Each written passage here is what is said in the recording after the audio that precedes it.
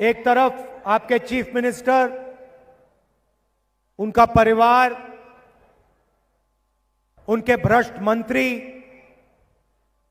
दूसरी तरफ कांग्रेस पार्टी और तेलंगाना की आम जनता, गरीब जनता, किसान, मजदूर, छोटे दुकानदार, हम सब ने तेलंगाना का सपना देखा था। सपना था कि तेलंगाना की जनता इस प्रदेश में राज करे। पिछले 10 साल तेलंगाना की जनता को परे कर दिया गया है और एक परिवार, चीफ मिनिस्टर कह लो, राजा कह लो, एक राजा और उसका परिवार तेलंगाना पर राज कर रहा है। सारे के सारे डिपार्टमेंट, पैसे वाले डिपार्टमेंट उनके परिवार के पास, चाहे वो शराब हो, रेत हो, जमीन हो, जहां भी जनता से पैसा लिया जा सकता है, वो सारे के सारे डिपार्टमेंट्स केसीआर के परिवार के पास या उनके पास। कलेश्वरम प्रोजेक्ट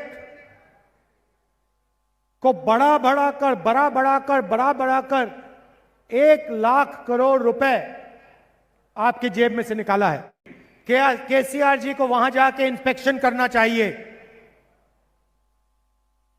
ఇవాళ ముఖ్యమంత్రి కేసీఆర్ గారు కాళేశ్వరం ప్రాజెక్టు వద్దకెళ్ళి అక్కడ సమీక్షించాల్సినటువంటి బాధ్యత ఉన్నది। वहां कलेश्वरम प्रोजेक्ट के जो बराज के खंभे हैं, एक के बाद एक गिर रहे हैं। కాళేశ్వరం ప్రాజెక్ట్ కి సంబంధించినటువంటి పిల్లర్లు ఏవైతే ఉన్నాయో ఒకదాని తర్వాత ఒకటి కూలుతూ ఉన్నటువంటి పరిస్థితి రాష్ట్ర ప్రజలు చూస్తున్నారు। 1 लाख करोड़ रुपया चोरी किया और प्रोजेक्ट को भी ठीक से नहीं किया। మన దగ్గర 1 లక్ష రూపాయల ధనాన్ని మన దగ్గర దోచుకొని ఒక్క ప్రాజెక్ట్ ని కూడా సరిగా కట్టలేకపోయినారు। और तेलंगाना को कर्ज में मिटा दिया। అట్లనే తెలంగాణ రాష్ట్రాన్ని అప్పుల ఊబిలోకి నెట్టేయబడ్డది। వాళ్ళ भाइयों और बहनों, 2040 तक तेलंगाना का हर परिवार 31,500 रुपए हर साल तेलंगाना के कर्ज के लिए दिएगा।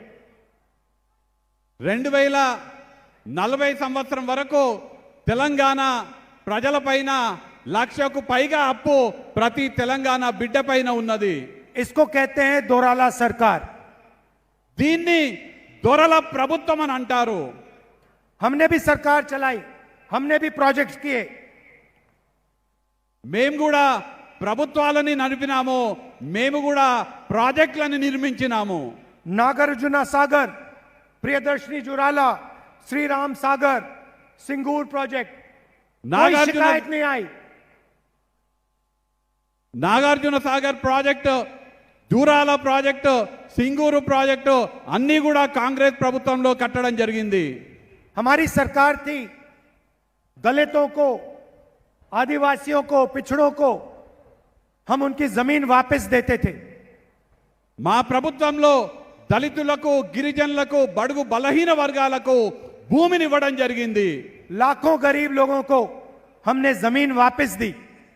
లక్షలాది మంది పేదలకు భూమిని తిరిగి ఇవ్వడం జరిగింది। कांग्रेस पार्टी से और इंदिरा गांधी जी से इसलिए आपका इतना गहरा रिश्ता है। కాంగ్రెస్ పార్టీతో, ఇందిరమ్మతో ఆ కారణం చేతనే మీ అందరికీ కూడా అంత అవినాభావ సంబంధం ఉన్నది। और दोराला सरकार क्या करती है? ఆపోజిట్ గా దొరల ప్రభుత్వం ఏం చేస్తున్నది? धारिनी पोर्टल के माध्यम से गरीबों से उनकी जमीन छीनने का काम करती है। ధరణి పోర్టల్ పేరుతో పేద ప్రజల వద్ద ఉన్నటువంటి పేదల భూమిని లాక్కుంటున్నది దొరల ప్రభుత్వం। 20 लाख किसानों को नुकसान पहुंचा है। 20 లక్షల రైతులకి దీని వల్ల నష్టం కలిగించడం జరిగింది। और फायदा किसको हो रहा है?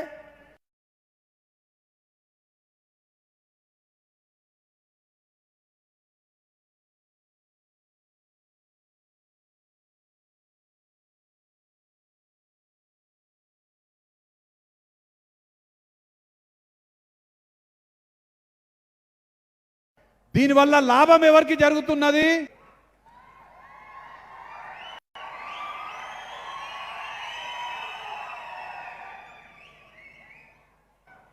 Bye bye KCR. मगर रेवंत जी ने कहा बाय बाय केसीआर, मगर जो पैसा इन्होंने लूटा है उसके बारे में क्या होगा? రేవంత్ రెడ్డి గారు బాయ్ బాయ్ కేసీఆర్ అని అన్నారు, కానీ ఏ ధనమైతే కేసీఆర్ ప్రజల దగ్గర లూటీ చేసినాడో దాన్ని ఏం చేయాలి? चीफ में पहले क्या होगा? पहले चीफ मिनिस्टरशिप से बाय बाय होगा। మొదట ముఖ్యమంత్రి పదవి నుంచి బాయ్ బాయ్ చేయాలి। उसके बाद जो केसीआर जी ने तेलंगाना की जनता से पैसा लूटा है उसके बारे में सवाल पूछे जाएंगे। దాని తర్వాత కేసీఆర్ తెలంగాణ ప్రజల దగ్గర ఎంతైతే లూటీ చేసినాడో దానిపైన ప్రశ్నించడం జరుగుతుంది। मैंने मन बना लिया है कि जितना पैसा आपके चीफ मिनिस्टर ने आपसे चोरी किया है उतना पैसा कांग्रेस पार्टी आपकी जेब में वापस डालने जा रही है।